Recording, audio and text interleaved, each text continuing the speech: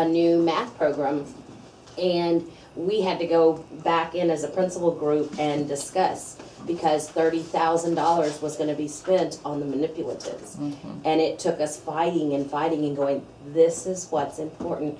Luckily, we were able to take out some other things to get those, but those are the first things they wanted to cut, and we're like, Who wanted to cut? The teachers well, wanted to central office was a big, they wanted us to come in and they said, well, why can't we make some of these things?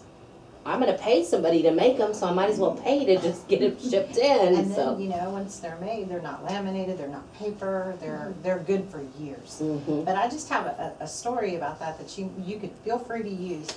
My daughter was in algebra last year, struggled with factoring binomials, man, and I said, well, is your teacher using algebra tiles or anything like that to help you? And she was like, no, we're not using that at all.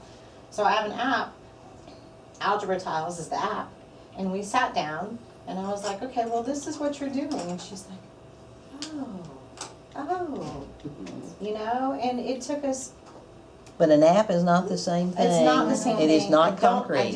I didn't have my algebra tiles, but at least it was something Visual. visual for her to see, you know, and.